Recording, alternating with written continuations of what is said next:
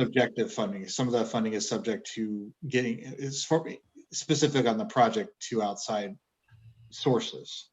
So it does depend on the project. We'd have to go through each project to really get the detail. Did that answer your question, Councilmember Holloway? No, but I'm going to be quiet. Go on. Councilmember Shepherd, then Councilmember Mayhew.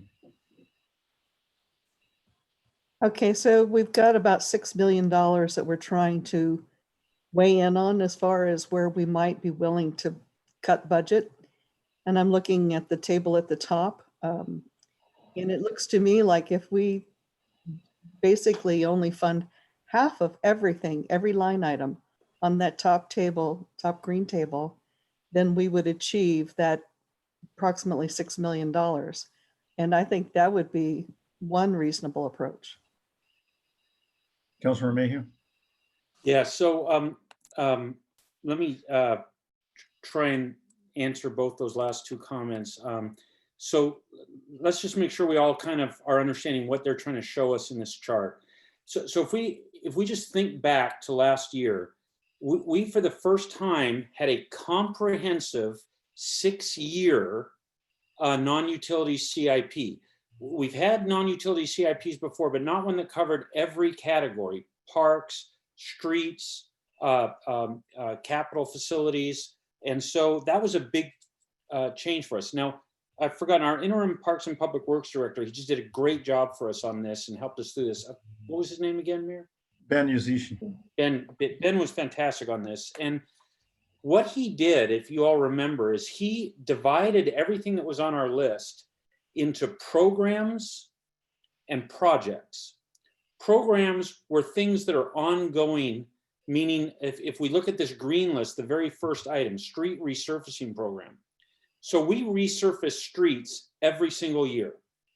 Not all the streets every year, but over whatever the street life cycle is, and some streets are repaved more often than others, but I don't know, let's just say it's a 20-year cycle. Over 20 years, all of them get repaved.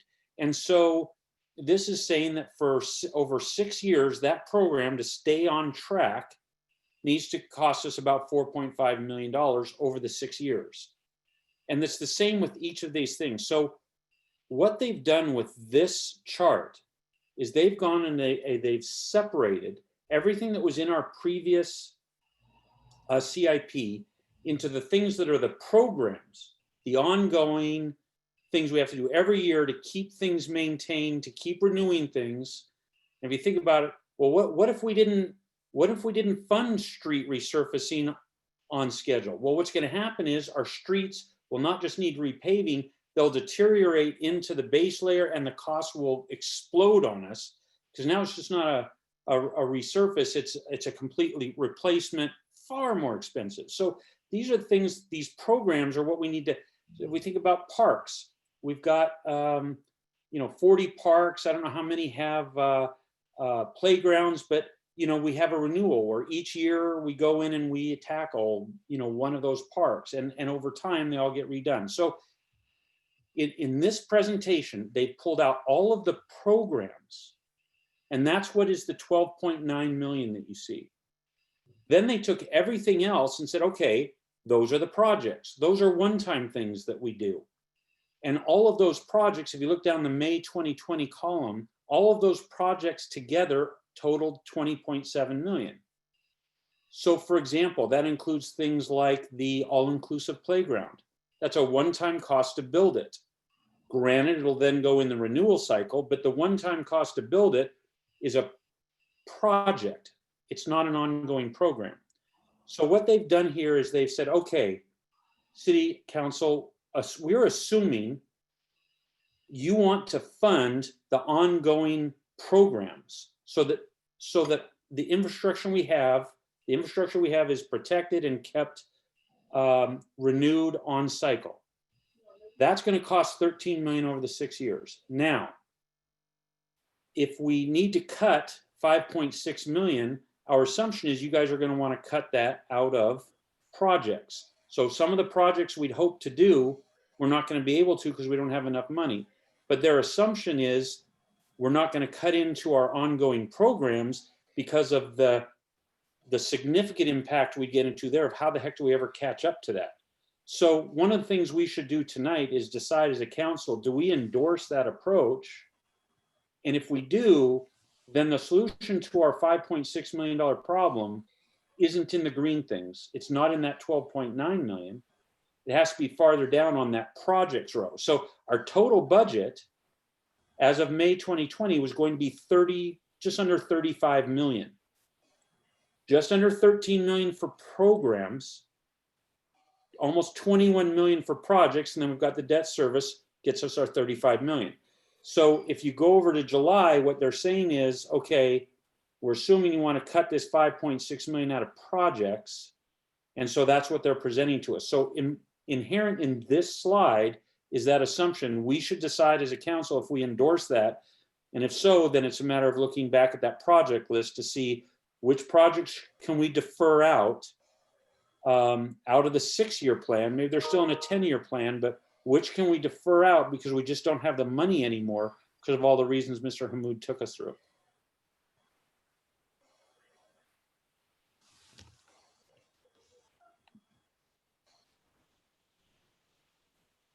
You there, Mayor? Oh, Councilmember Holloway and Councilmember Sunwell. So I agree with you for the most part, Jim, but playground replacement program. If that's a 8-year cycle to go through playground equipment, what's the impact if I make that a 10-year cycle or a 12-year cycle and take this down? Okay. That argument doesn't necessarily hold as solidly for playground equipment and trails as it does for streets, sidewalks, and other infrastructure. So I think there's some discussion that says, is there some give in the playground, given the environment? Should we increase the cycle on playground replacement and bring that number down a little bit? And what's the impact of doing that? Same thing on trails. If we increase the cycle on that, what's the impact? What do we get back from it? And what's the impact? I guess I'm asking staff for their thoughts, their considerations in that, and what are the options? Councilmember Sunwell? So if I understood correctly, then if we do everything in the green as it's currently articulated, then we can do that and save all the money we need to save by simply gutting projects by the amount of money. Am I correct in that? Mm-hmm. Okay. Again, I fully support that. I would make no changes to the green. The only change I would make on this slide, and I will continue to announce or to express my concerns on this, is we should not be paying for the parkway by ourselves. We are having to redo the parkway, not because of the 4-wheel vehicles that go up with it, but because of trucks who have no or very little direct economic value to our community. Yeah, we discussed that item internally earlier today, Councilmember Sunwell.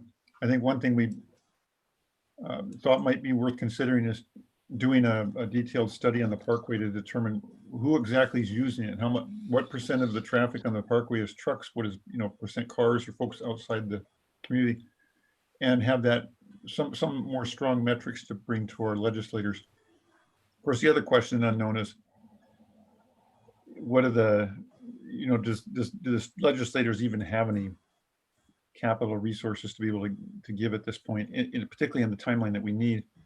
And I know you have the idea about like taxing the trucks themselves, but first thing they're gonna do is just tell us to go to Olympia because they pay those extra truck taxes and impact taxes, and they're not the problem. Olympia is, so talk to them. Then we close the road to them. Councilmember Jeans. Councilmember Jeans, you're muted. I'm good. So again, about the parkway, I sort of reiterate what Sean said. I said it earlier. But about the parkway, I thought there was a movement afoot about a year ago that we thought that we were making some headway of getting the state to help pay for the parkway because it connects two state highways. It's part of their system also. Is there any possibility of getting help there? Well, we absolutely thought there was possibility of that, but then we were a bit stunned in a last conversation with State Representative Bill Ramos, who sits on the Transportation Committee in the House, who said something to the effect that he didn't see it in the cards that he would go to battle for it, that didn't merit, going after some resources at this time, that he had too many other projects in his district he needed to tend to. So that doesn't mean we won't continue to try to prevail upon him. I think certainly Senator Mullet would be one we could get in our corner, but this doesn't mean at all that we're going to let up on trying to find additional revenue and press that case. It just means, at some point the clock runs out, and we, trying to save money by getting a grant could end up being lost by virtue of deferred maintenance, where, like, as Councilmember Mayhew describes, that damage goes deeper into the base layer. Now the cost goes 3 to 4 times of what it would have been if we just got out there and paid for it and did the overlay. So waiting around trying to find a grant or additional taxes could end up costing an equal amount or more. Councilmember Shepherd and Councilmember Sunwell. Yeah, so I think that our municipal code does not include the parkway as a truck route. And I would be all for putting up weight limits on our parkway to discourage truck traffic. Okay, Councilmember Mayhew. You're muted, Yeah, Jim. so I agree with all of the comments about the truck use of the parkway. In fact, there's some interesting data.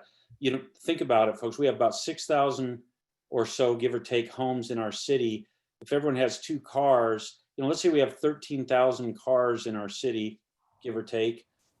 One truck going down a road fully loaded is the equivalent of 13,000 cars going down that road. Of its annually.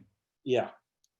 So the impact to our roads, or to the parkway, is heavily from those trucks. Now, having said that, those truckers pay a lot in taxes to our state.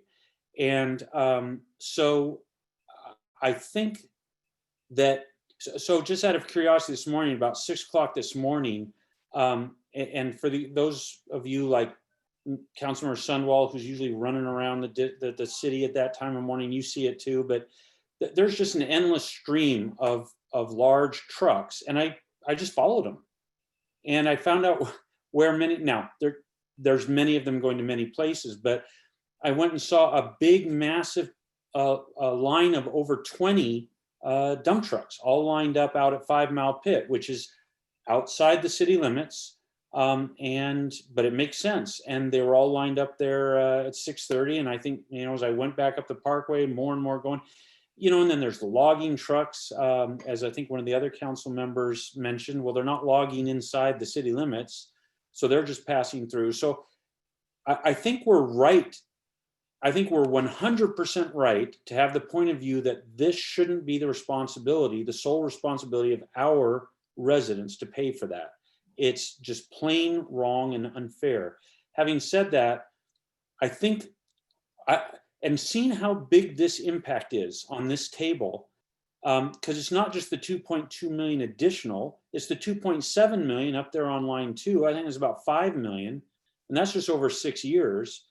These are enormous numbers to us as a city, and I think that we should see this as a major initiative that we on the city government, including us on the city council, have to take on. I think we have to get more data on exactly how many of these vehicles are using our parkway, and how many of those are just passing through versus local delivery. I think we all know the answer is pretty high, but I think then we have to really go to work with our state legislators. And I think we need to ask the truckers to assist us, because it's in their interest for that road to be maintained as well. And they are paying a lot of taxes. The issue here isn't, I think, to ask them to pay more.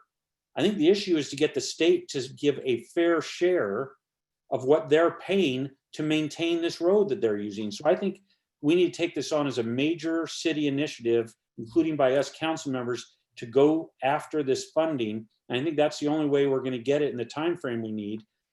I take the mayor's point that we probably need to budget for this regardless, but we need to go get a fair share from the state is my point of view. Or at least a minimum out of 2.7, just get the thing moving, at least to address the most at-risk portions of the parkway or the most deteriorated areas, and then keep running at it. Council, quick time check. We're at 6:35. There's about another dozen slides left. They're not too detailed. This is probably one of the most detailed. We're on slide 4. Why don't we let Robert start moving through a few more slides, and we can always come back and address questions at that point.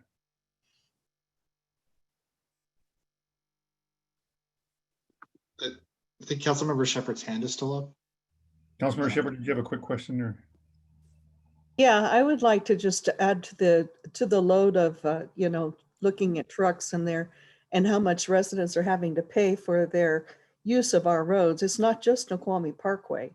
It's like, I know Mill Pond Road has got a lot of damage because of it. And I don't even know how many other roads. So I think that it would be nice if we could get our city attorney to investigate what our rights are as far as prohibiting truck use on certain roads. What can we do?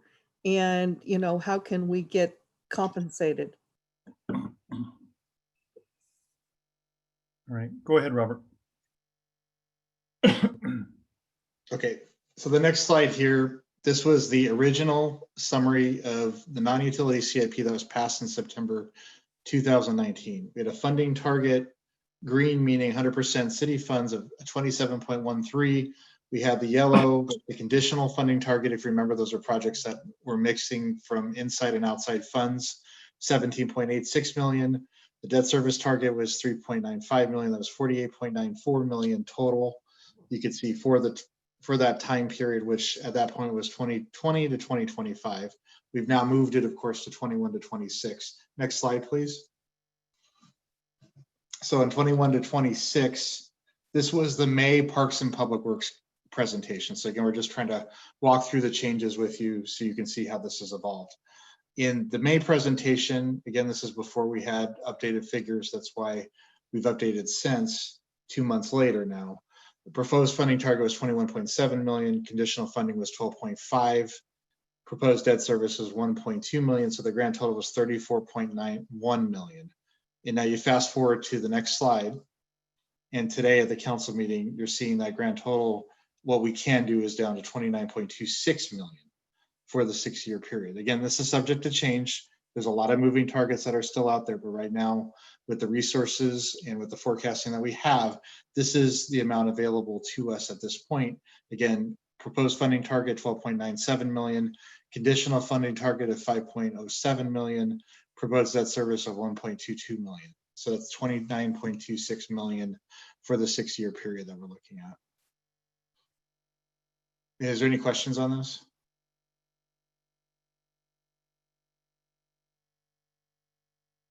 Okay, next slide, please.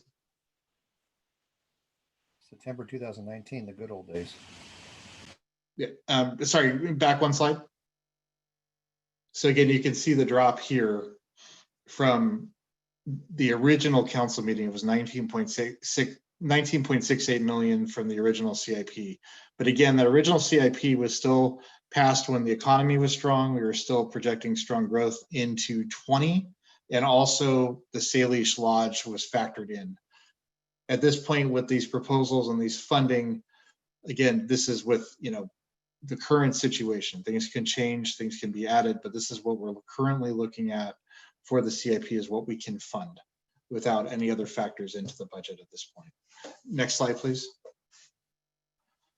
So again, beginning cash. Councilmember Holloway. Oh, Councilmember Holloway. You're muted, Councilmember Holloway. My question was, so it's on prior slide. I mean, we went down 35 million, 34 million between the May and now on this. Are you asking council to make decision what projects come off? Have you already made that decision? Again, it's up to council to decide. So what we presented tonight, back to the previous discussion, was that green scenario. We were showing that funding target of what are the programs? What does it take to fund the programs? What can we do with those programs? That's what we were showing tonight. So again, if you're asking for, like, as Councilmember Sunwall asked for an administration recommendation, again, we were asked to put together what would it cost to sustain those programs. But again, it is completely up to you to take a look at the project listing, deliberate the level of service for those programs going forward. The consequence, of course, that some cities get into is if you deferred maintenance for too long on certain items, you could run into, a large deferred maintenance hole that actually increases your operational budget each year for maintenance, for just small maintenance patches. And it could also increase your capital needs for future years. So there are some consequences. But again, we're just putting it out there of that green target with the funding we're looking at now, what it would take to sustain those programs. And as the comments that were made before, I mean, really the big question mark in this is, what does our outside funding look like, if any? I mean, we're hoping that there's a stimulus, there might not be. The state government is still cutting their budgets. I mean, they've got employee furloughs going on, and they've cut their transportation budget. So it's, we've hit some very rough waters lately that, of course, we didn't when we put this together a year ago. And so it's still an uncertain picture, of course. With that said, Councilmember Holloway, the staff was operating from, on many of these items from prior direction, and part of that was a playground replacement program of $300,000 a year. And I think you make a good point that maybe there's some room to, again, do a little triage on a few other things. If maybe it's revisiting that and seeing if we could drop that to 250 or 200,000 a year, or make some sort of tweak or adjustment, or push some of those projects out a little further. So those are all good points, and certainly the council's purview to massage those. Councilmember Shepherd? Yeah, there's not enough information on these slides for me to know what all we're talking about.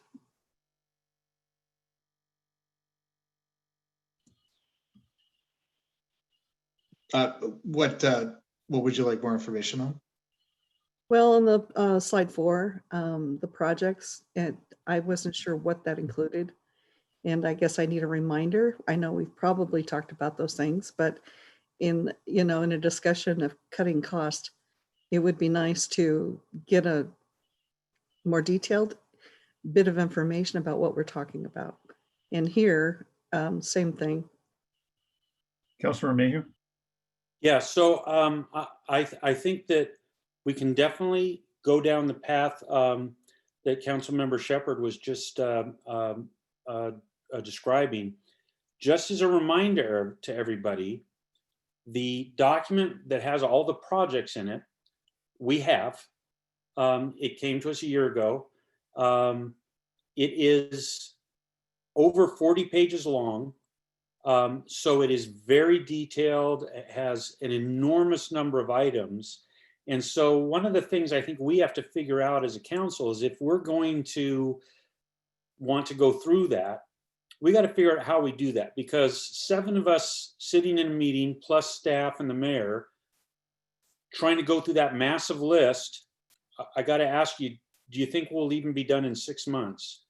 So I think we've got to sort of figure out how do we want to attack this? If we just think back to how we went through the operating budget discussion, we had staff present us over several months.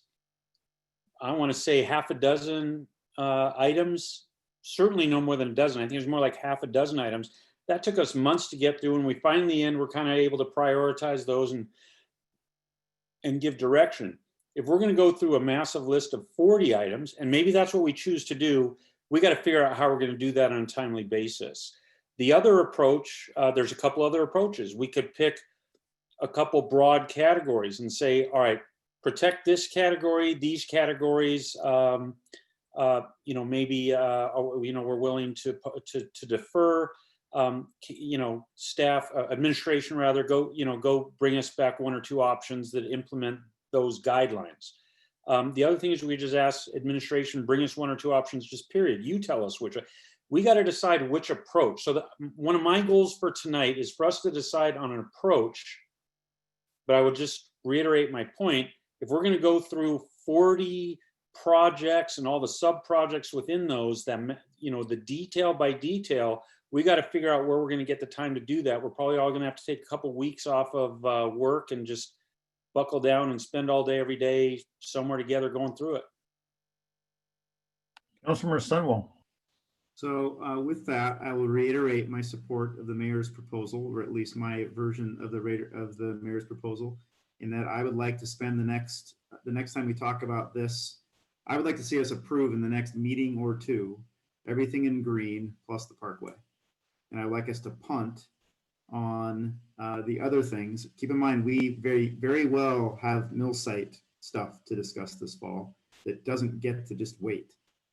And so I would propose that if we're going to hash stuff out, I would like to see us hash out the green stuff plus the parkway and get that quote unquote approved and bought off on.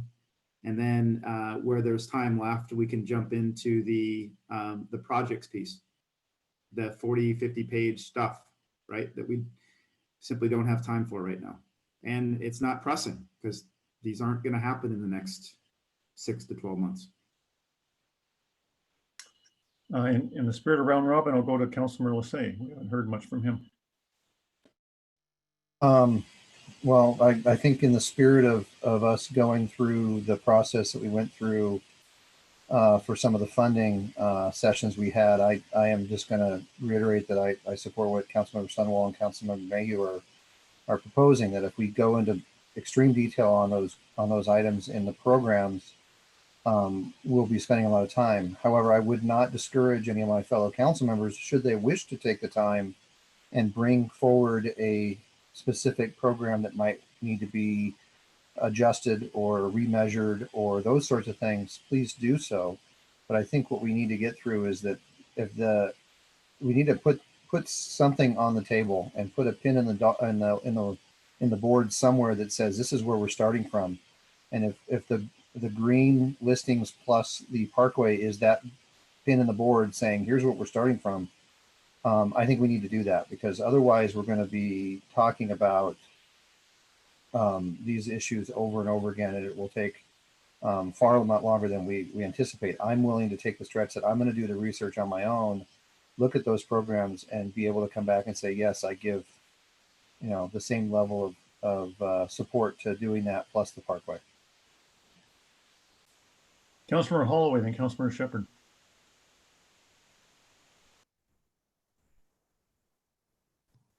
Can't hear you. Councilmember Holloway, you're muted. Councilmember. Hate that mute. All right. I'm concerned that I agree. I can go ahead and we can have discussions on the green. I got a couple of questions there, get those dealt with, and we settle on the green. On the projects, I'm concerned that if we say, yep, 13 million is the number, and that's it, we have delegated the assumption of what projects will be done and will not be done to the administration. So we probably ought to get into that project discussion eventually and put council's put to what those projects ought to be.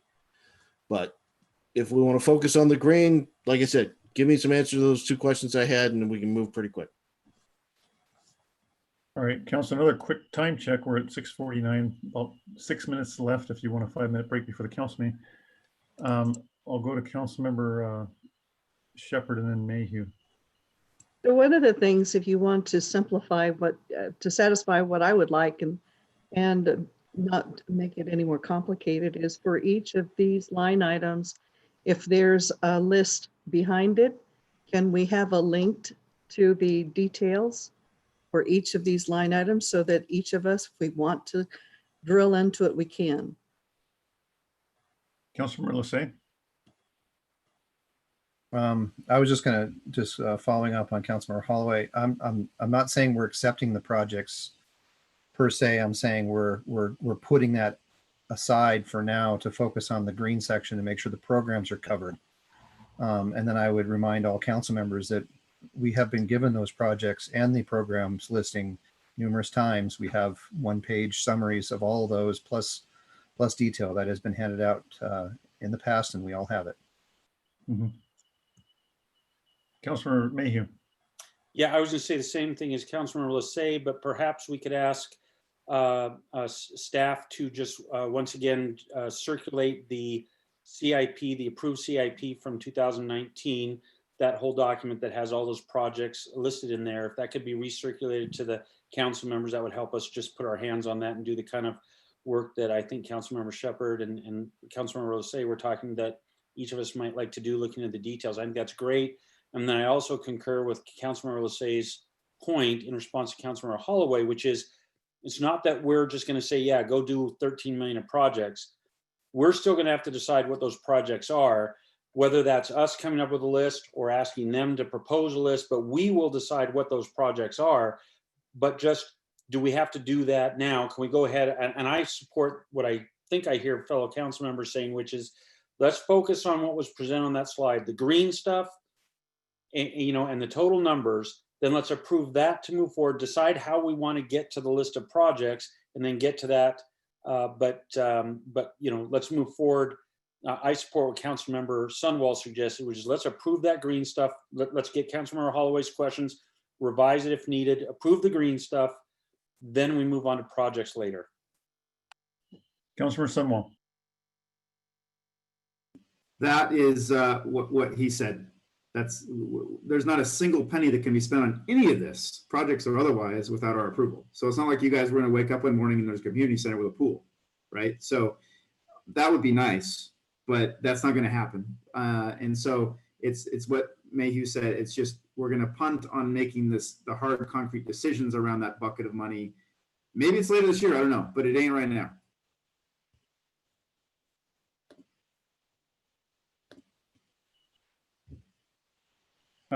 Robert, you got about 3 more minutes if you want to hit another slide or two.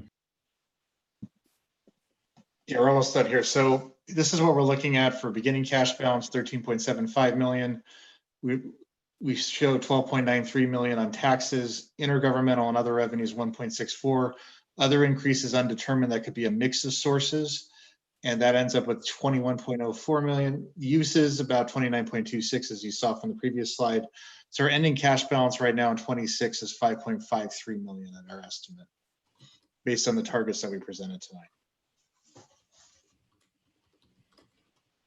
And again, this is just a rehash of the goals and objectives.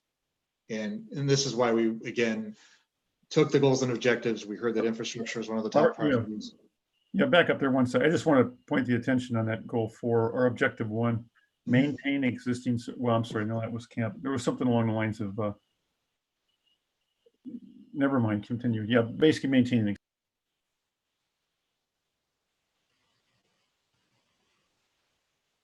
And then again, these are the capital programs for the bill's assets, as we talked about before. And we'll distribute the original CIP listing to council. Councilman Lissay. Robert, can you go back a couple slides? The one that had the sources. Was it slide number 7 or 8? There you go. Are these, I just want to make sure I understand what this is. Are these funding sources? Are these sources of expenditure? Give me a little more detail, because you jumped through this really fast, and how that, and then also how this equates to the previous slides where we were talking about programs and projects. Sure. So again, it's funding sources. So 12.93 is from taxes and fees, intergovernmental and other revenues. 1.64 million, that's money that we know is sustainable, that we can count on. Other increases, that could be grants, that could also be additional one-time revenues from development or construction, such as the mill site and other projects within the city. It could be federal stimulus. That's why it's undetermined. So 6.4 million, meaning outside sources on some of these projects, TIB grants, for example, something like that. 6.47 million. So that total revenue source is 21.04 million, but the uses, that's 29.26 million. So again, that's the uses, that's the expenditures. And again, we talked about having a difference, that's your difference there. But 5.5, so we're using some of the cash originally from the beginning cash balance in 21. You add it to the sources, you subtract the uses, you end up with 5.53 million.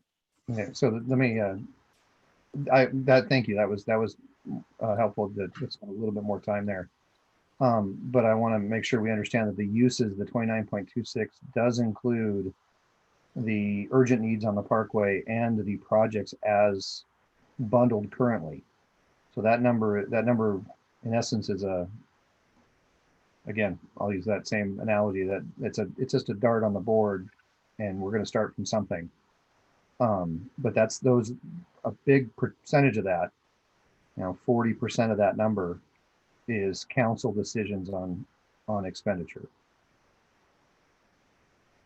Yeah, well, the uses right now is what we can authorize at this point, that 29.26 million. So again, that's the box that you're looking at. Anything beyond that are projects that are not funded at this point, if that makes sense. So what you're doing is so it's a proposal of what was from that previous slide number 4. Correct. But it includes then a drawdown of I guess I look at it as a drawdown. You can describe it differently for me, please, if you need to, from 13.75 million of cash balance to a 5.53 million of cash balance. That's correct, but just to be clear, this is capital reserve cash balance. So this is not coming from general fund reserve. This is one-time funding set aside to be used for capital. So it's purely for capital purposes. Yeah, thank you. Good clarification there. Okay, well, we are gonna, I think, have plenty of time in the council meeting to pick up this conversation and continue. Jim, Councilmember Mayhew could ask that maybe you write down that question or thought to help kick it off. Sorry, I was just, what Lassay said, that's what I was gonna say. Oh, there we go. Okay, thank you. All right, so let's break there. It's 6:57, so let's come back and start the council meeting at 7:02 sharp, 7:02. Everybody just stay on, I believe we just stay on this current login and we just pick up the council meeting in 5 minutes. Yeah, with that, the roundtable is adjourned. Welcome, Councilmember Ross. Thank you. Sorry, I missed the first part. I hope everything's okay with the family.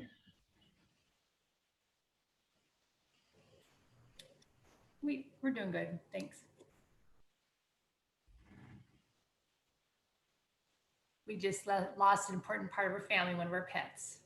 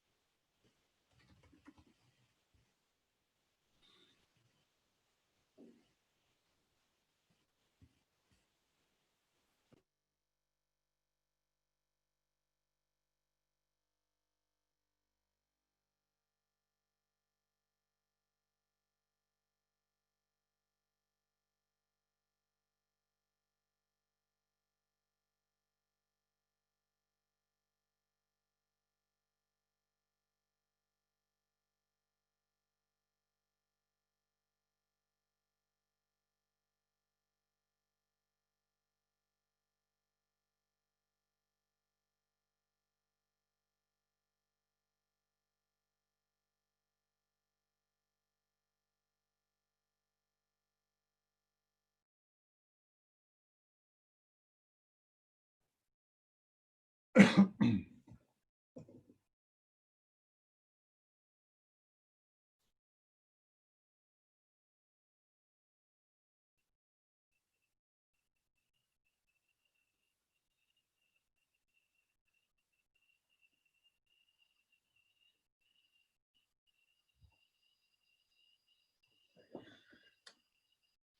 right. If the council members have returned, if they could please turn their video on so I know we have a quorum. It's 7:02 now.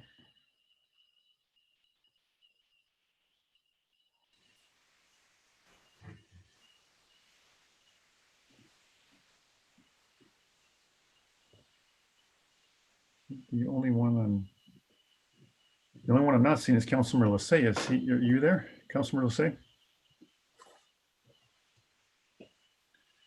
All right. So with that, I'll call the Snoqualmie City Council meeting to order and ask Jody if you could please take the roll call. Councilmember Jeans, Here. Councilmember Ross, Here. Councilmember Holloway, Here. Councilmember Mayhew, Here. Councilmember Lissay, Here. Councilmember Sundwall, Councilmember Shepherd, Mayor Larson. I am here. Thank you. I believe everyone's in attendance. So with that, I've asked the council to, if you would please provide a motion and a second to approve the agenda as presented.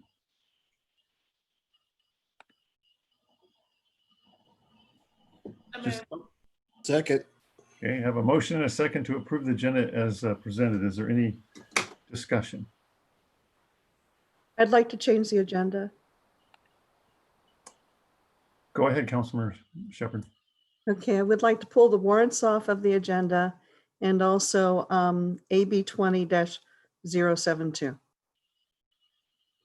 072. Okay. Point of information. Yes, sir. Go ahead.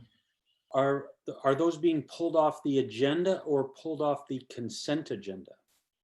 Pulled off the consent agenda. Okay. Any other comments, council, or suggestions? Councilor Mayhew. There's a item under Committee of the Whole regarding council member communications. There's information the council needs before we can have this discussion. So I'd like to move to postpone that item to the next council meeting, if I could have a second. Second. All right, and a motion and a second as stated by Councilmember Mayhew. Is there any further discussion on that item? All right, if hearing no further discussion, all those in favor, say aye. Aye. Aye. Opposed? No. All right, motion is carried. Any other items, council, at this time? Councilmember Mayhew, you still have your hand up? No, I just realized that Councilmember Shepherd already made the motion. Thank you. All right, very good. So with that, with those changes as noted and approved, all those in favor of approving the agenda? Aye. Aye. Aye. Aye. Those opposed? Nay. Nay. Okay, motion passes 5-2. All right, with that, we will move on to public hearings, presentations, proclamations, and appointments. The public hearing regarding the 6-year transportation improvement plan is now open. Is there any member of the public that would like to speak to the 6-year transportation improvement plan? And I see, I think we have three minutes for this. Can I have a staff member perhaps turn their video on and present a timer? Oh, thank you, Rick. Mr. Shield has his hand up, so. Yep, hold on, let me get rid of my virtual and then you'll be able to see my phone. Oh, there you go. Yeah, it was.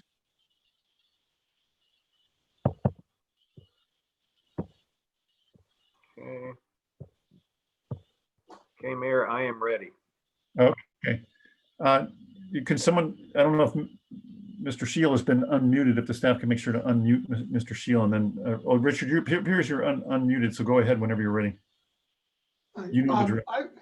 Yes, I would like to point out that on the proposed step, there isn't anything dealing with the Fisher intersection with the Parkway. And in the mill, the Snoqualmie Mill proposed project, in their draft environmental impact statement, they state there that even if the Mills project doesn't happen at all, that according to their analysis, that the intersection of Fisher with Parkway will be at level of service F, which is failing and outside of the city's standard for intersections. So I would like to suggest that that be included somewhere in the priority list, as has also been pointed out other places, but I thought in particular, since it's part of an official document issued by the city, that that intersection is going to be level F, regardless of whether the mill site happens. Thank you. All right, thank you, Mr. Shield. I see we have one other member of the public. I don't see the hand up. Ms. Taylor, if you, at the bottom of the screen, there's a participants list. You should be able to raise your hand virtually if you'd like to speak. If not, we will move on. Give it just a few more seconds here, and then we will close the public hearing. All right, with that, we're moving on to appointments. At this point, I'd like to appoint Daryl Lambert to the Planning Commission position 4 for a term ending December 21st. Excuse me. I'm running out of, hang on a second, I gotta adjust my notes here. Ending December 21st, 2021, Christopher Stevens to the Civil Service Commission position 4 for a term ending March 31st, 2022. Kristen Nguyen to the Civil Service Commission position 5 for a term ending March 31st, 2024. And Mark Arisman to the Economic Development Commission position 5 for a term ending December 31st, 2020. May I have a confirmation, council? So moved. Second. We have a motion and a second to confirm the appointments as stated. Before any deliberations, is there any member of the public that would like to comment on any of these appointments prior to action? All right, I don't see anybody's hand going up. So with that, council, any questions or comments? I don't see my raise hand icon, but I would like to make a comment. Well, you've been raising it during the entire roundtable. Did it disappear on you, or what's? I know, I don't see it now for some reason. It's Maybe close the participant, just hit participants again so it closes and then reopen it and see if it shows up at the bottom of the participant box.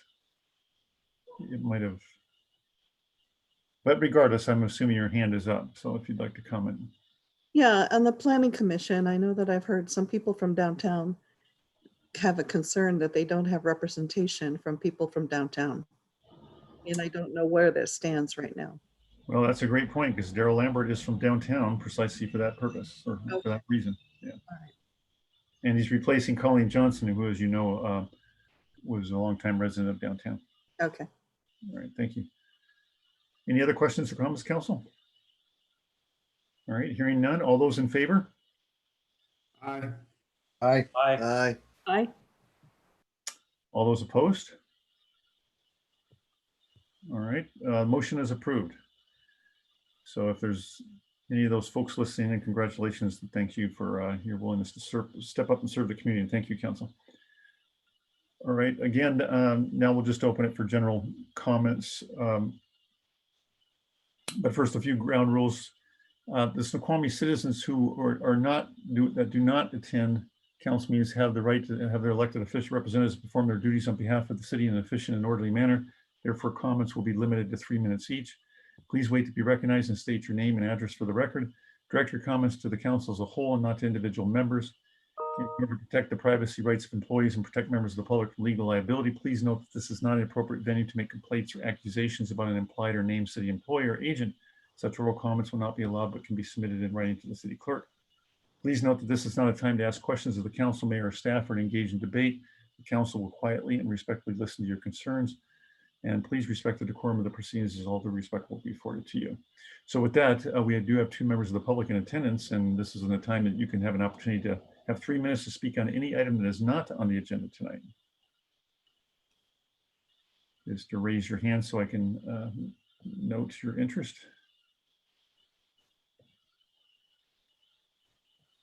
All right, I don't see anybody raising their hands. So with that, we will move on to the consent agenda. All items listed below will be enacted by one motion. Action items include the minutes for the June 22nd, 2020 roundtable and regular council meeting, and for the June 29th, 2020 special meeting, or regular city council meeting, excuse me. And that's pretty much it. Do I have a motion, or a motion and a second? Move to approve as presented. Second. We have a motion and a second is presented to approve the consent agenda tonight. Is there any further discussion or debate about the minutes? All right, hearing none. All those in favor? Aye. Aye. Aye. Opposed? All right, motion is carried. Now, refresh my memory, council. I think did we approve and modify we did modify rules and procedures to take up anything that was pulled off the agenda immediately after the consent agenda, correct? All right. Correct. Thank you. So with that, let's go ahead and pick up the warrants, approval of warrants as stated in the agenda packet. If I could have a motion and a second on the warrants. So move to approve the claims and payroll and warrants as presented in the agenda packet. Second. All right, I have a motion and a second as stated by Councilmember Mayhew. I'll turn it over to Councilmember Mayhew as chair of the F&A or auditing committee to speak to this. Just let council members know that the F&A committee has completed its review as called for under our revised council procedures during the pandemic emergency. No items were raised as issues or to pull off of the warrant report, and so there are no adjustments to that listing from the F&A committee. All right. Anybody else have any questions or discussion on the warrants at this time? Councilmember Shepherd. So right now, we don't have the ability to see the warrants in order to raise questions about the warrants. And in the city of North Bend, council members are still reviewing their warrants. And I would like to have access to warrants in order to be able to review them. All right, thank you. Any other further discussion, comments, questions? Councilmember Mayhew? Yeah, I would remind the council members that we do have 3 council members reviewing these warrants. The members of the Finance Administration Committee, and they're reviewing them every 2 weeks. And so it is true that council members are reviewing them.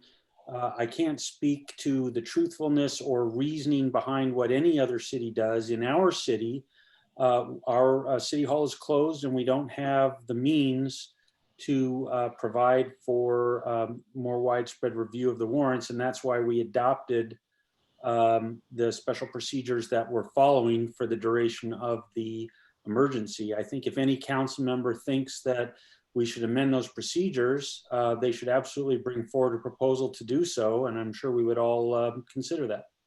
In the meantime, I don't think that's relevant to whether we should approve these warrants. I think we should move forward and do so. All right, thank you. Any further discussion, council? Councilmember Shepherd, is your hand up again or did you just forget?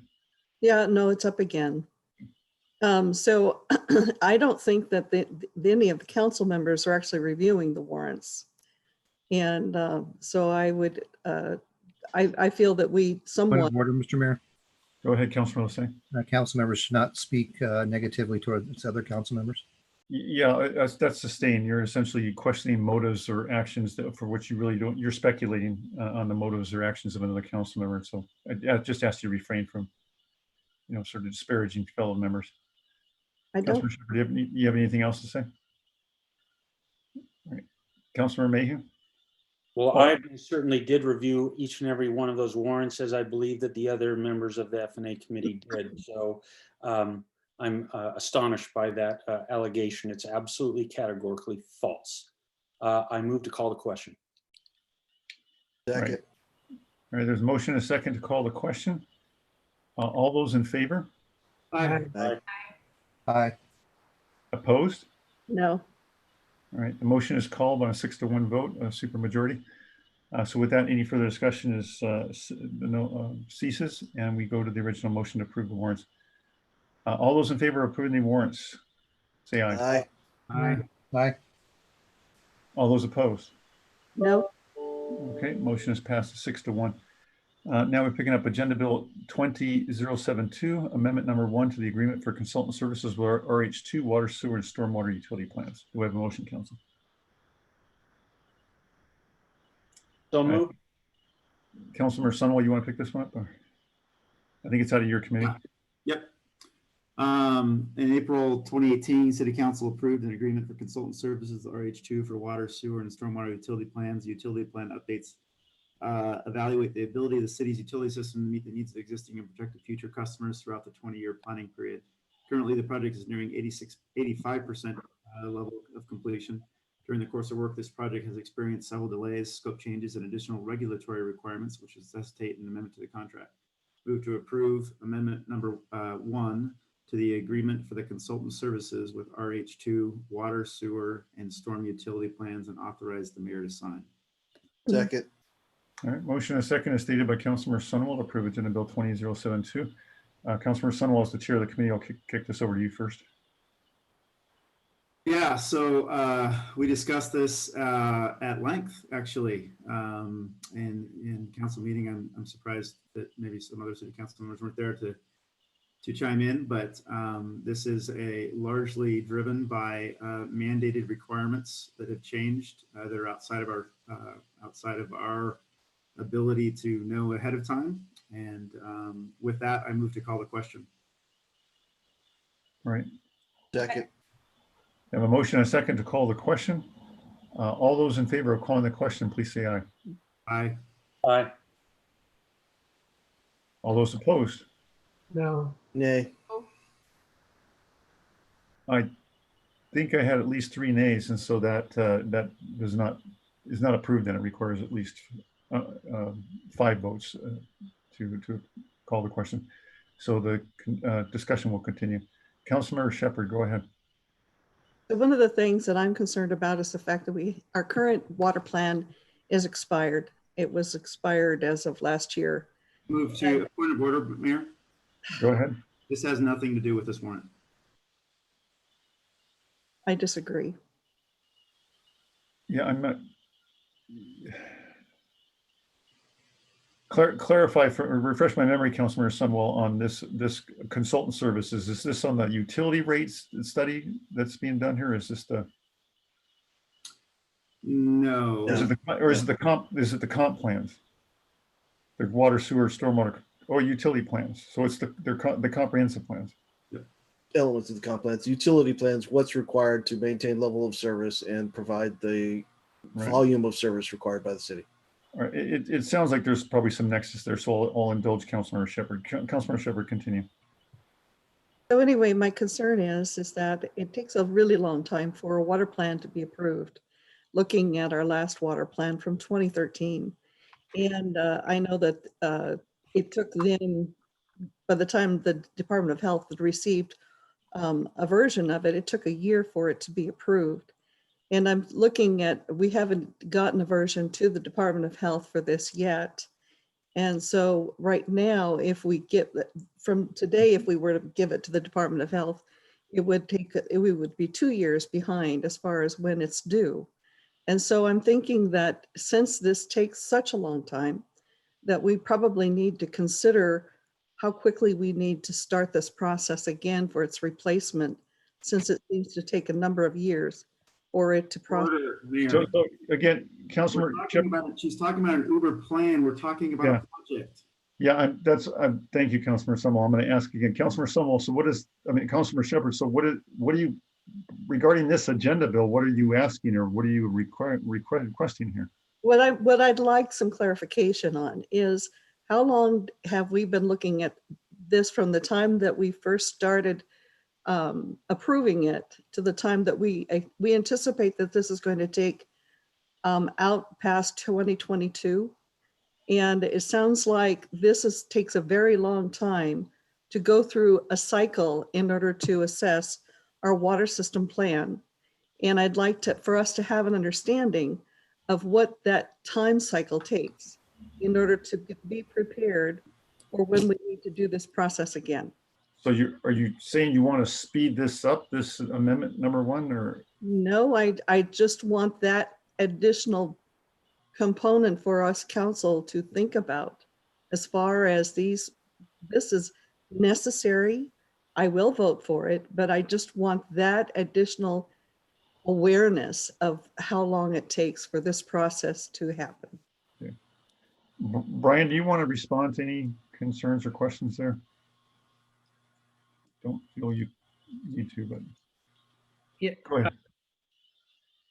we don't know the current timeline that it will take to get through Department of Health, but it is a time-consuming process. There is some value to the statement that it does to remain at the forefront of the council's mind as we discuss this. We're working hard to get this document to you. So it can go through the processes. We have King County that has to review it as long as the health department. So yes, it's important to stay on track and keep this at the forefront, as well as this is needed for our rate study consideration. So there's a lot of factors in play with these plans. All right, I'll go to the city attorney, Bob Sturbank. Mr. Mayor, I was just trying to chime in on the question previously as far as what this agenda bill is. This is a contract amendment for the city's consulting engineers, RH2. They are preparing the system plan updates, the water system plan, the sewer general plan, and the stormwater plan. And all this agenda bill does is add additional compensation to the contract to provide for additional work that was done. So the questions are being raised about the overall planning process, but the agenda bill itself is just amending the contract with the consultant. All right, thank you. Councilmember Mayhew. I have one comment and one point of information, if I could request some information on, in the staff report, in the budget section, it states that this amendment is within our existing appropriation. So I see that we don't need to do anything with appropriation to facilitate this. That's great. There's a discussion there that as far as the long-term project list that goes out beyond our current biennium, that the total will be offset by another project or could be offset by another project. My information request is, should we just assume that that's what will happen to the overall project list, that the other project will be reduced or taken off, and therefore whatever that project is will be taken up when we revisit the plan going forward? Is that a correct understanding of how we're going to handle this?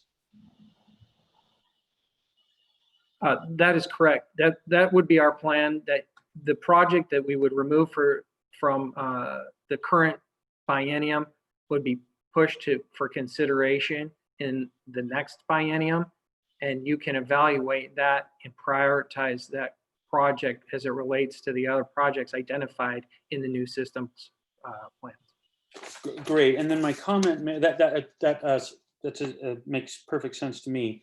And then my my comment, Mayor, is as I read the materials on this and the staff report, some of the language is written in the past tense as if to imply that these changes had already occurred, when of course I know they couldn't have, because we're just being asked to approve that now. So I would just make the comment to staff, just in future, just be cautious that when you're asking us to approve some change orders, that you don't make it sound as if somehow those change orders already happened, when that wouldn't be permissible since we haven't approved it yet. But that's just a comment for staff to take under consideration. I'm not looking for any answer now.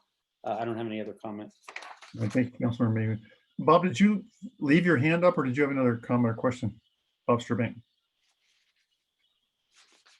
You can just take your hand down if it's not another question. You're still muted.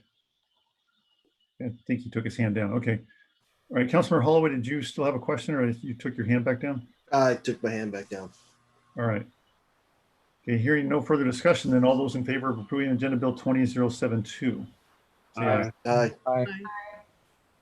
All those opposed? All right, motion passes unanimously. All right, with that, we will now move on to reports. Parks and Public Works Committee Agenda Bill 20073, Resolution 1543, adopting the city's 6-year transportation improvement plan for the period 2021 through 2026. State law requires each city to develop a local 6-year transportation improvement plan and that it be annually updated, RCW 35.77.010. It also requires that projects be included in the STIP in order for cities to compete for transportation funding grants from most federal and state resources. Move to adopt resolution 1543, adopting the city's 6-year transportation improvement plan for the period 2021 through 2026. Second. Yeah, a motion and a second to approve Agenda Bill 20073 as stated by Councilmember Sunwall. Is there any discussion, Council? See, Councilmember Shepherd, go ahead. Yeah, so since we see in the draft environmental impact study for the mill site that this intersection is actually at a level service of F, I think that we need to add that intersection onto our STIP as a full signal for that intersection. I assume you're talking about the Fisher Creek intersection. Or Right. Parkway, okay. Right. Councilmember Megan and Councilmember Sunwall. Yes, so the only information that as a council member I've received is on a traffic study regarding that intersection, which says that it does not meet warrants for a full traffic light. If there's some other information that the city now has, there's nothing that's come before the council yet regarding something to do with mill site, and I don't think that we're because of quasi-judicial issues, I don't think that we're looking at that yet. I certainly haven't looked at it, so if I should have looked at it, I'd love to hear that from city attorney, but otherwise I would trust staff to tell us, and I would ask now, does staff have any revision to the warrants at that stoplight that we should be made aware of? And if not, then what I'm aware of is that it doesn't meet warrants for a traffic light. Yeah, Councilor Sunwall, I saw your hand up, and I think it might be helpful for everyone if we went to Brian Kraus first to see if what information he might provide. Yeah, because that's the first I've ever heard about that issue too. I knew that there might be an impact if the mill site were approved, at which time then the developer would be responsible for mitigating that impact or paying for it and then conveying it to the city. So Brian, go ahead. Yeah, we are not aware of any changes to the warrants at that intersection currently. Just to remind all of you that we will be bringing the STIP forward again next year, earlier in the year, however, but you will have a chance to revisit this at that time as well. You also know more about other development opportunities within the community at that time as well. So making this, whether you include it or not, this year doesn't exclude it from future consideration. All right. I'd invite Mark Hoffman, if he's familiar with the details in the DEIS, to weigh in on that as well. I'll go to Councilmember Sunwall and Councilmember Ross. Yeah, I guess other than the fact I'm concerned that we have council members reading materials that they're not supposed to be in a quasi-judicial situation we're in, that's somewhat concerning. If you go back and look at the last traffic study that was done, there is virtually no amount of traffic on the parkway that will justify a stoplight. It is the cross traffic. The only thing that will trigger a stoplight warranted at that intersection is development in Snoqualmie Hills West that comes through that intersection. It is not traffic on the parkway. So just a reminder, we've had this conversation multiple times. I don't know what the mill site thing says because we're not supposed to read it. But that's just a reminder from what that traffic study that was last done actually says. Councilmember Ross. I'm just looking at the different priorities of the STIP.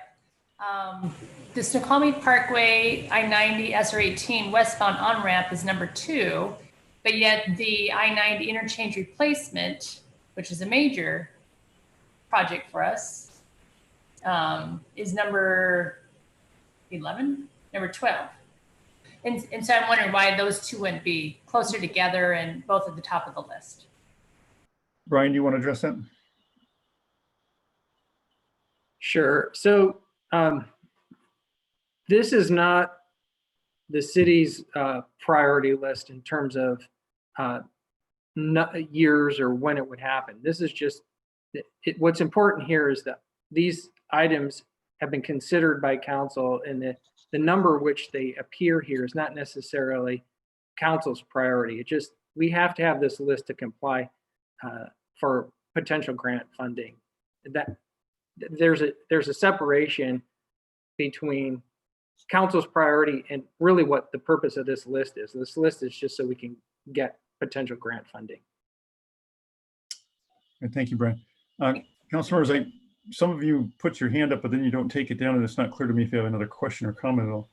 I still see 3 hands up. All right, Councilmember Shepherd. Okay, so we still have some pushback on the work that's being done near the St. Joseph School. And I'd like to know, what's the priority for that work? I'm not, what's the relevance to the STIP? It's on the STIP road work. I saw on the Newton extensions through Right. the. Correct. Okay, I mean, I've seen one email that came in recently that was critical of it. Other than that, I'm not sure what you're referring to when you say there's general pushback. Yeah, I've heard from a number of people that they would rather it not be, that road not go through. And the St. Joseph School loses their parking lot. Okay, so that's a project that's well in motion. So what are you asking exactly? Are you asking did you want to make a motion, ask the council to pause that project and pull it back? Yeah, I'd like to pause it. Brian, isn't some of that project under contract, at least design and whatnot right now, or what?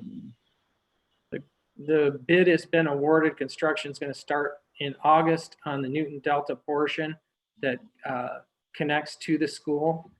My understanding of the project is the school was allowed to occur if it was on a collector street. So part of the arrangement for the school being there was that that road would connect through. That's part of the requirement for the school to be there. Mark Hoffman could probably further explain that, but well, in many respects, a lot of that's mute. I guess I'd ask Bob Sturbank to weigh in, because it sounds like at this point, if there was a suspension, a bid has been awarded, contracts have been signed, the work's going to start next month. We're not in a position to pull that back, or we'll find ourselves in an executive session discussing. Point of order, Mayor. This has nothing to do with the STIP. I realize it's on the STIP. Yeah. But we are approving an agenda bill on the STIP. Yeah. Not on projects that have already started that happen to be on the STIP. This has been voted probably 6-1 to move forward. Yeah, I'm gonna sustain. We're not relitigating this. I'm gonna sustain the objection, because that bill's pretty much already been rung. So we need to move on and focus on other items. Councilmember Holloway. I guess I just want to go back on a prior comment. This does represent, at least from my sitting on the committee, some of the priority that we would like our focus and staff focus to be on. There is a distinction in the priority, though, of what are city projects and what are projects from partner governmental organizations that we just want to flag as important and of concern to the city. So you may see different priorities as a result thereof. Excuse me. Okay, the on-ramp we're paying significant money into right now, but the overall project for that interchange is a state project, not a city project. All right, I still have Councilmember Sunwall's and Councilmember Shepherd's hands up. All right. Councilmember Shepherd, did you have another comment? Well, I think it would be nice to have the 9018 be the top priority. Well, again, as Brian was speaking to, that this is not necessarily a list in priority order. It's just making sure a project is on. There's a number of variables that will move a project forward or not on a faster timeline. It has more to do with grant funding, or when the designs are complete, or just things that'll move that around. Brian, correct me if I'm wrong on that comment. That's correct, Mayor. That's correct. For instance, if money were to come available on item number 10, it might jump to the top priority because the money is available. So it might be good if council wants to weigh in on establishing a true priority. I think that's kind of what we did at the Parks and Public Works Committee, was assign those numbers based on kind of that committee's ideas for priority for the community. And to Council Member Holloway's point, we tried as a group to come up with a priority system and put lower in the list things that were outside of our jurisdiction, if you will, but impacted the city. So Well, and I think it's accurate to say, similar to the Newton project, things like the SR-18, it might move down or not have as much emphasis and attention because the bell has largely been rung on that. We have been successful in acquiring the funding for the project, remarkably, especially given due to Senator Mullet's work. As I understand, it's still moving forward, it's still funded, and as well as the temporary on-ramp. So I'm not sure putting it as a top priority, I'm not sure what that would change because we've already been successful in securing, at least for the time being, those funds, barring the state's crisis. Councilmember Mayhew, then Councilmember Sunwell. So I would just say if these numbers that we see in this staff recommendation column do not represent priorities, then I don't want to spend any more time talking about what I heard the Director Kraus say is that this list is not a prioritized list. It's just a list. And everything on it are just items on it. And unless we're talking about taking an item off, which I haven't heard anyone say, then I'd say let's move on. Got to be on the list to qualify for grants. Councilmember Holloway.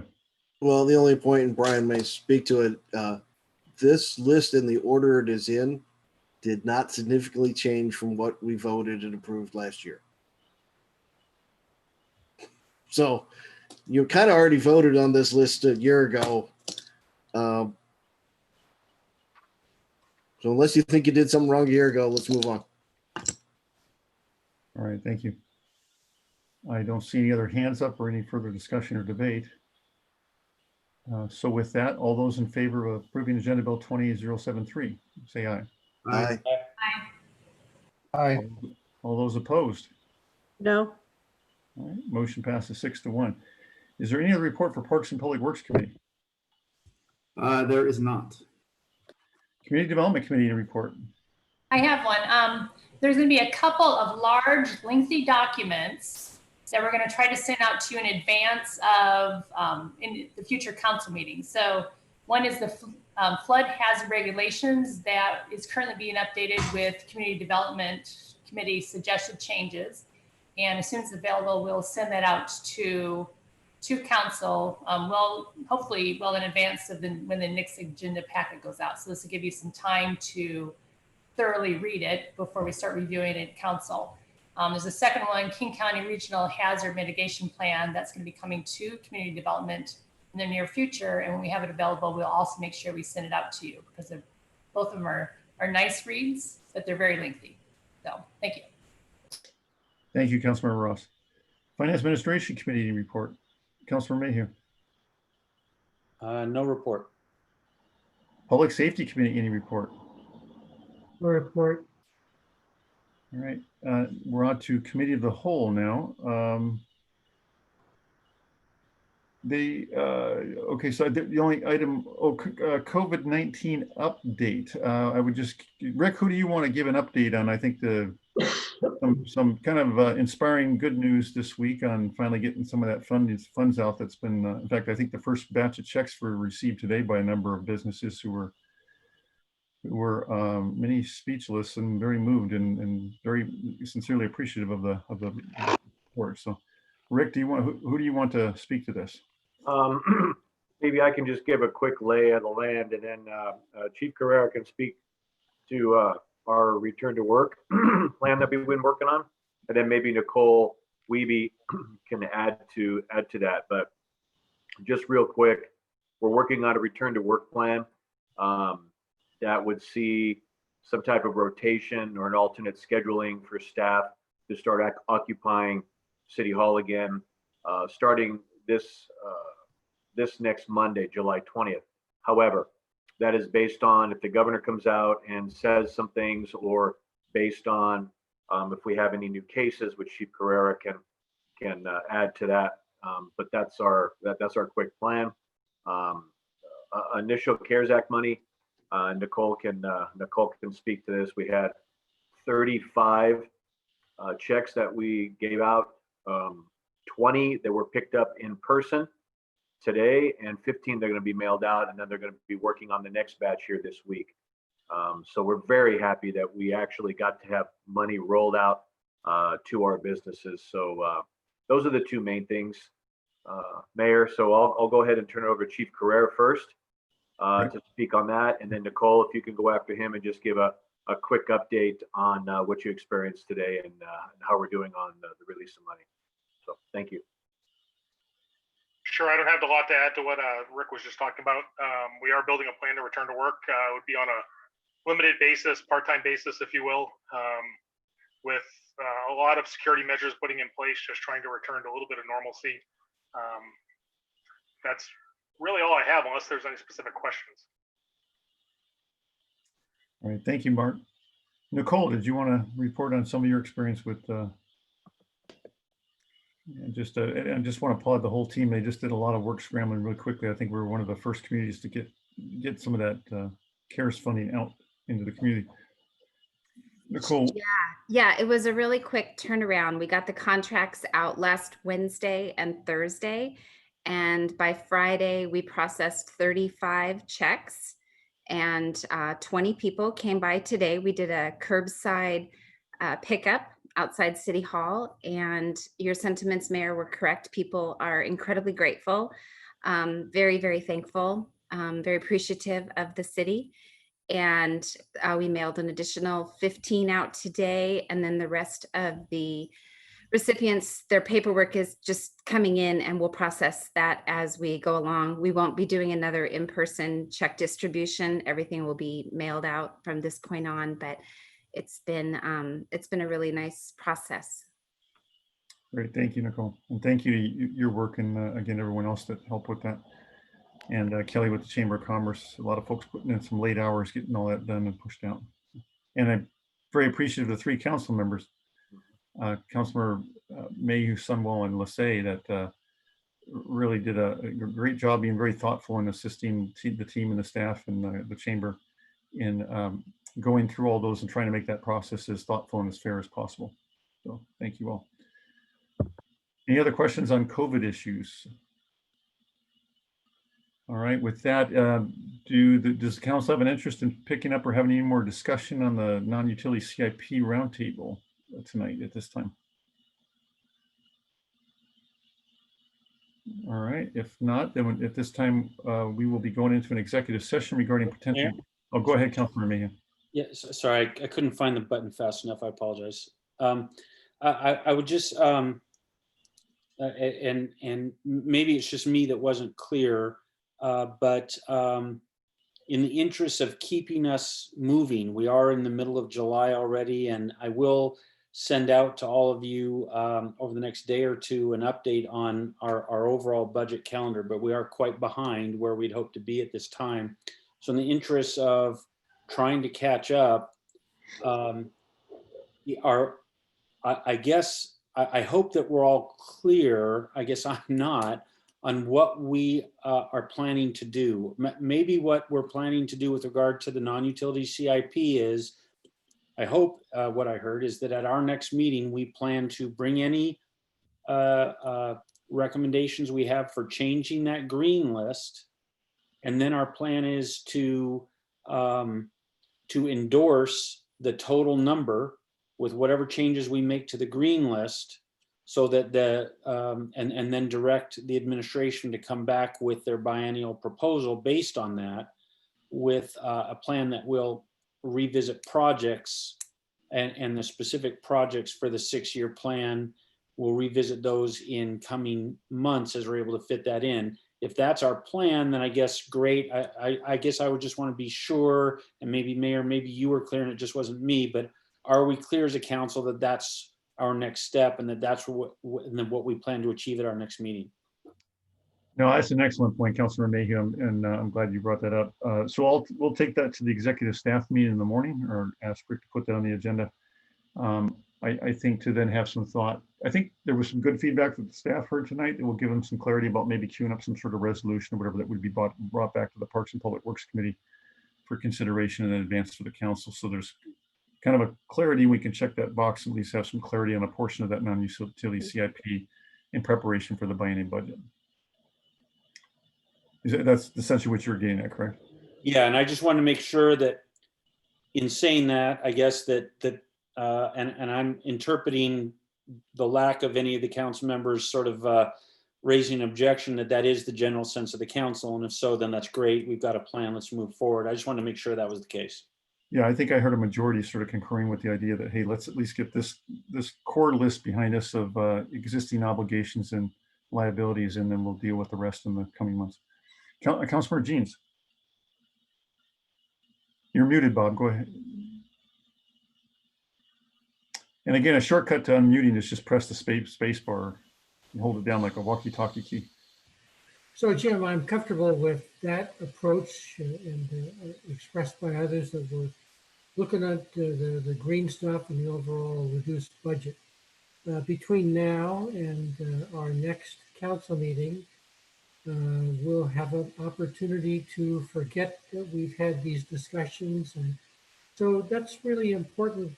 It's important for me. I think it might be important for everybody is that we can get an agenda and printouts, or at least the points that Jim, you are making, and the points that Rob is making. Robert, if we can get that list out earlier, if we can get it out earlier than after 5 o'clock today, if we can get it out by at least mid-afternoon, that will give us who work day jobs and other things, it'll give us an opportunity of a couple hours to review it before the roundtable. So if you can do that, it should be appreciated. Councilor Jeans, the point is well made. We've heard it loud and clear. We've even had discussions with the Mayor Pro Tem about that very matter earlier today.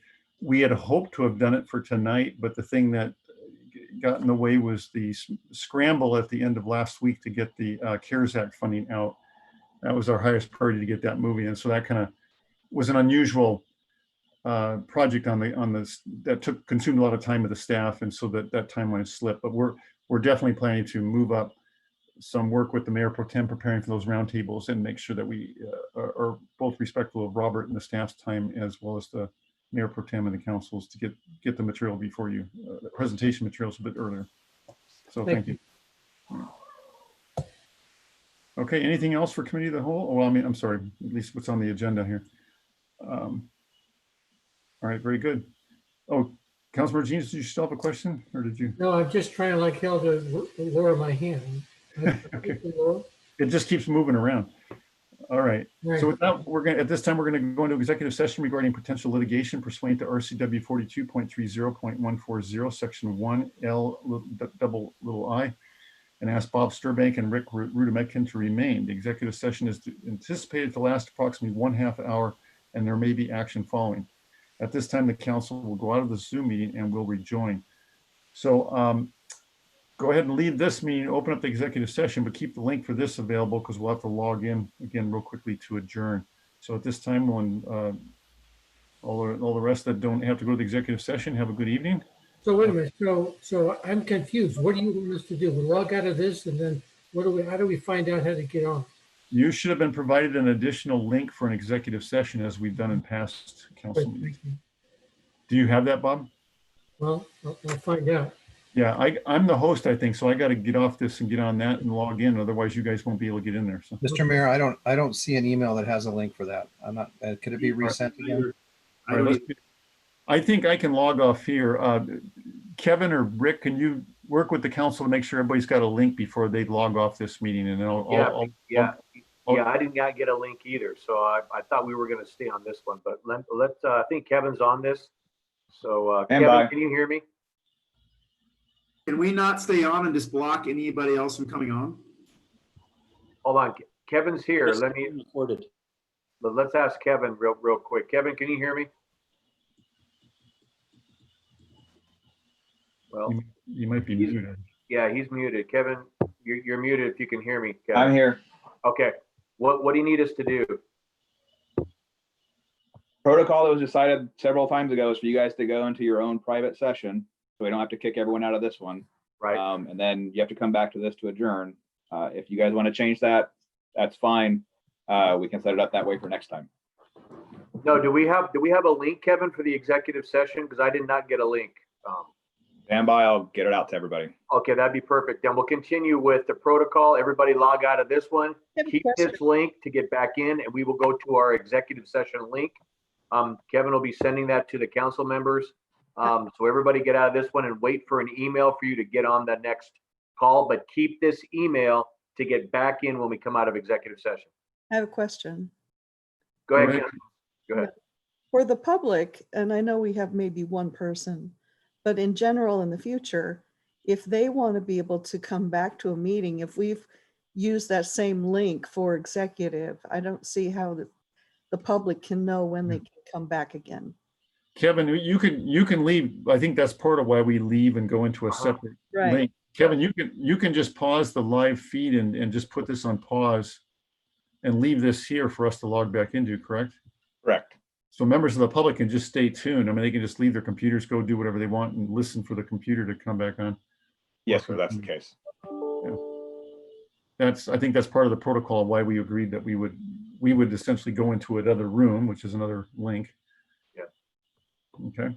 Yeah, so Kevin, so just be. I gotta hop off. I gotta hop off and get in there so you guys can get in. So. Okay, so everybody, everybody except the public and other staff, the council can get out of this link and wait for your email and get into the executive session link.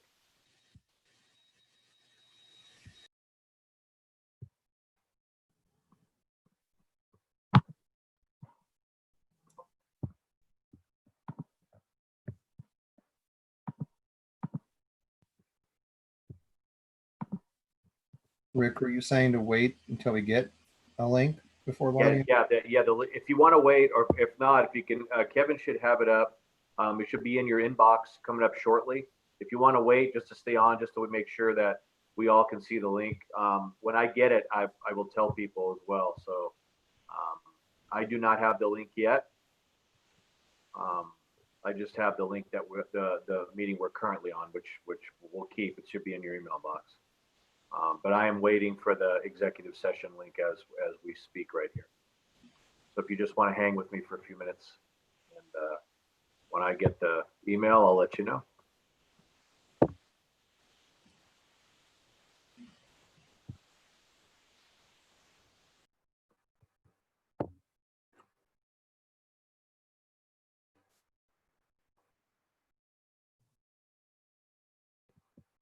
Go ahead, Bob.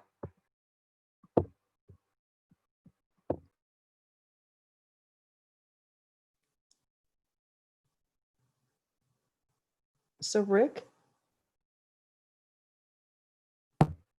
Go ahead, Councilmember Shepherd.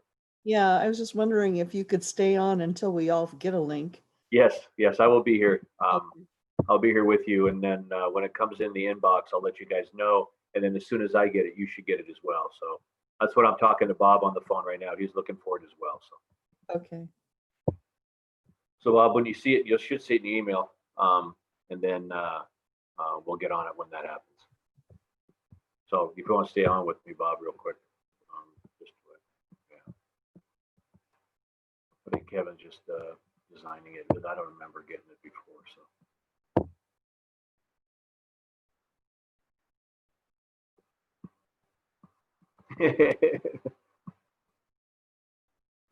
yeah, we did that. We separated the two so we could get out of this and let the rest of the staff and the public stay on, right? Just kind of mute, and then when we come in out, then we get back into the original link for the Zoom meeting.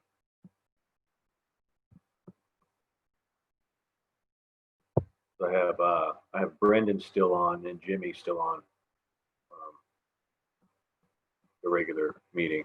Okay. And then Kevin, I think, is working on the link. Go ahead.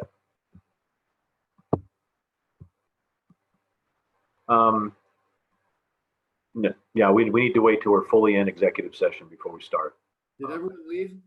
Go ahead, Councilmember Sunwall. Okay, I have the email, so I'm good. Okay, we have email, so everybody get out of this meeting, keep this link and go into a Zoom meeting. So it's up. It's up. Yeah, I'm gonna get out of this meeting. So everybody get out of this meeting and go on exec. You should all have the invite now. Sorry.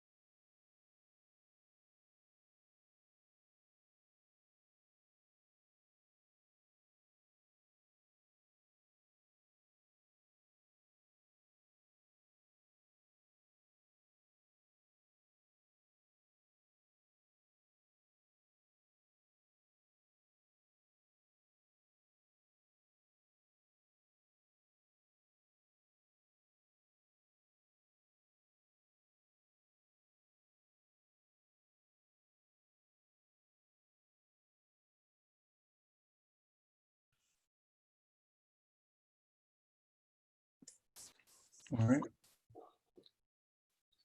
I think I see at least a quorum already.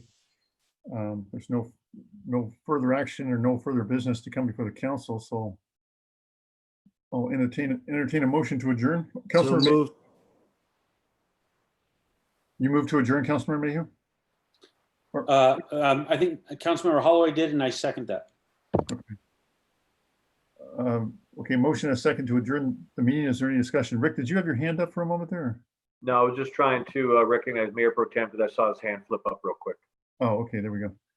You were pointing to where he was? Yeah, on my screen, to my right. Okay. All right, all those in favor of adjourning the meeting, say aye. Aye. Aye. Opposed? All right, motion is carried. Enjoy the rest of your evening. Have a good night. All right.